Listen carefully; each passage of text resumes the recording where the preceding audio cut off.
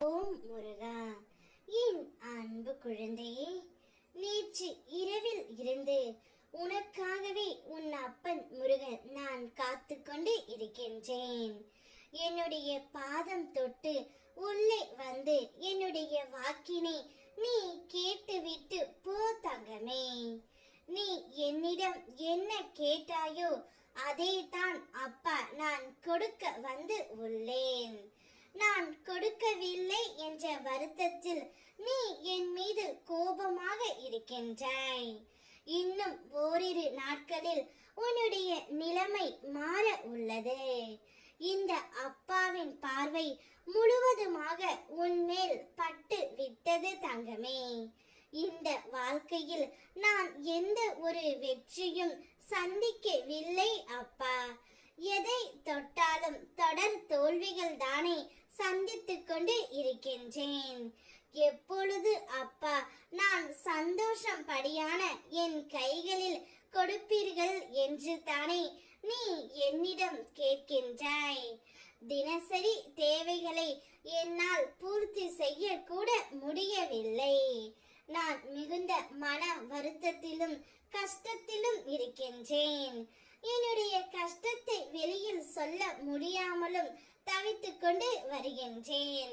ஒவ்வொரு நாளும் விழிக்கும் போது இன்றாவது நமக்கு ஒரு விடியல் வராதா என்று விழிக்கின்றேன்.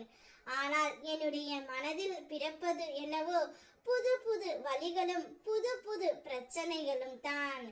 இருந்தாலும் நான் விழிக்கின்றேன். ஏனென்றால் என்னுடைய முருகனப்பா என்னை பார்த்து கொள்வார் என்ற நம்பிக்கையில் நான் எப்போதும் உங்களையே நினைத்து கொண்டு இருக்கின்றேன் முருகனப்பா என்று நீ என்னிடம் கேட்கின்றாய் தங்கமே. கவலை கொள்ளாதே. நேற்றில் இரவில் இருந்து உனக்காக நான் காத்து கொண்டு இருப்பது உன்னுடைய இந்த நிலையை நான் மாற்றி தரவே தங்கமே. உன்னுடைய நிலையை நான் நல்ல விதமாக மாற்றி உனக்கு கொடுக்க போகின்றேன். எல்லோருடைய வாழ்க்கையிலும் பல பிரச்சனைகளும் பல சங்கடங்களும் இருக்கத்தான் செய்யும். அதில் சந்தோஷம், மகிழ்ச்சி, இன்பம், துன்பம், கஷ்டம், துயரம், ஏமாற்றம், துரோகம் என அனைத்துமே அடங்கித்தான் இருக்கும். விரைவில் உன்னுடைய வாழ்க்கையில் மிக பெரிய அற்புதத்தை நான் நடத்தி கொடுக்கின்றேன்.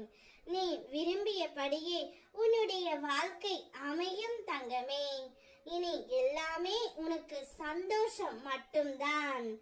என்ன நடக்கும் என்ற பயம் உனக்கு வேண்டாம். உனக்கு துணையாக ஒவ்வொரு நாளும் நான் இருப்பேன். காத்திரு. நம்பிக்கையோடு நல் வாழ்வை பெற போகின்றாய். வெற்றியும் பெற போகின்றாய். அதை அனுபவிக்க சந்தோஷமாக காத்து கொண்டு இரு. ஓம் முருகா.